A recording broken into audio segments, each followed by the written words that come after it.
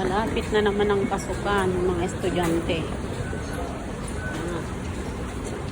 Pipick up tayo ng libro sa City 1. Yung alaga kong bunso, ang layo ng school niya.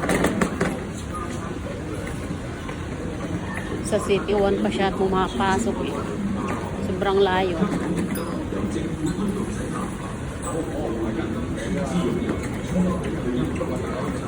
Sobrang lakas ng ulan sa labas.